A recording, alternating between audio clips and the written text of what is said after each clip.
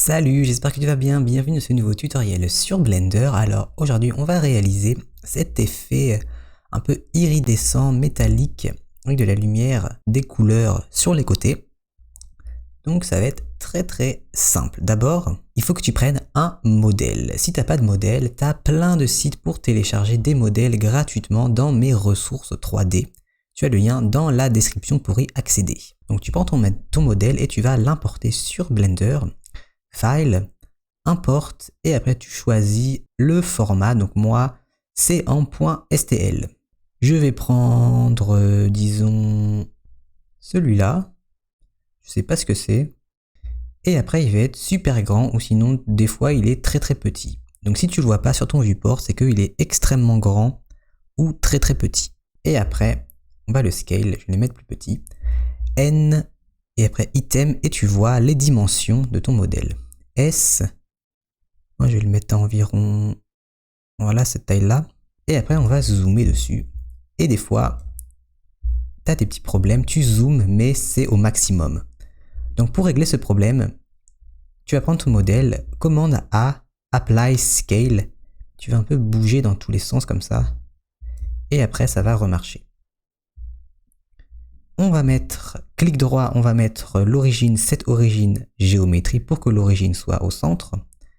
Shift S, Selected to Cursor Offset. Comme ça, ça va être bien être au centre. G, Z, on va le mettre comme ça. Donc pour faire l'effet iridescent, d'abord, on est en Render Engine Cycles. On va aller dans les matériaux de notre modèle et on va créer un nouveau matériau. Et ce matériau va refléter la lumière. On peut mettre métallique si tu veux mettre métallique. D'abord, je vais me mettre en vue rendue et je vais mettre une petite lampe pour pouvoir voir notre modèle.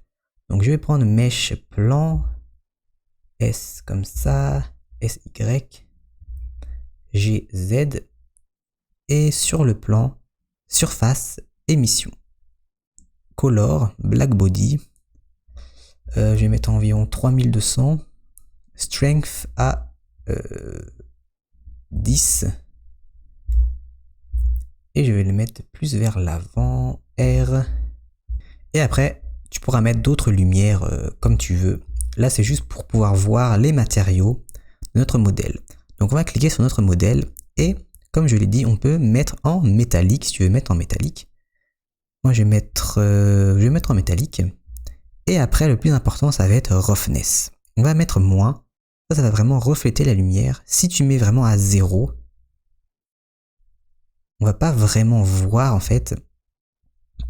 Donc moi, je préfère mettre par exemple à 0.3 ou 0.2. Et après, le spécular, on va le mettre un peu plus, environ 0.8. Et ça va faire un effet comme ça. Et après, on voit que notre fond, il est gris. Quand on va dans World Properties, Color, et qu'on change la couleur, notre modèle va refléter la couleur de notre fond. Donc ce qu'on va mettre, on va télécharger des images avec plein de couleurs dessus. Tu as plein de sites, tu peux aller sur Google Images, ou sinon tu as d'autres sites aussi sur mes ressources 3D. Tu vas dans Environnement Texture, et là tu vas ouvrir une image avec plein de couleurs. Donc moi j'ai créé un dossier couleurs pour HDRI et ça va être des images comme ça. Par exemple celle-là elle peut être pas mal, celle-là j'ai déjà essayé cette image-là et ça fait vraiment des belles couleurs. Par exemple des images comme ça avec plus de blanc. Je vais prendre cette image-là, Open Image. Et du coup l'image va se mettre au fond et ça va refléter la lumière. Donc maintenant ça va faire ça. Et après tu peux aller dans les propriétés du rendu et on va aller dans film et transparent pour que le fond soit transparent ou sinon tu peux mettre un sol avec un fond comme tu veux et du coup maintenant ça va faire comme ça. Si tu veux changer la disposition des couleurs dessus, on va aller dans shading, on va se mettre en vue rendue et on va pas aller dans objet, on va aller dans word. Et du coup, tu vas avoir notre fond, notre image environnement texture qui est ici. Et on va mettre Shift A, on va mettre un mapping et on va pouvoir en faire des rotations de notre HDRI. Mais pour aller plus vite, on va cliquer sur ça, CTRL T, et ça va directement mettre Mapping Texture Coordinate. Pour avoir ce raccourci, il faut bien que tu aies l'add-on qui s'appelle Node Wrangler. Node Wrangler activé pour avoir tous les raccourcis. Et maintenant, je vais bien faire un zoom pour mieux voir. Et aussi, on peut le voir dans Word Vector Mapping, la petite flèche, et on peut directement changer ici. Donc c'est pareil que le shader qui est ici.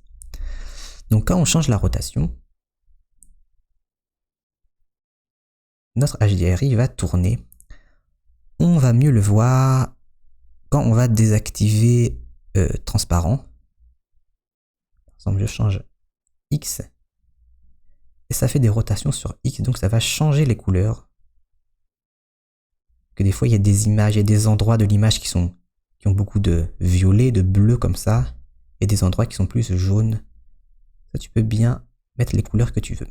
Et après, pour que ça fasse plus joli, quand tu vas faire le rendu, n'oublie pas de mettre Color Management et après Look, Very High Contrast ou sinon High Contrast pour qu'il y ait plus de contraste.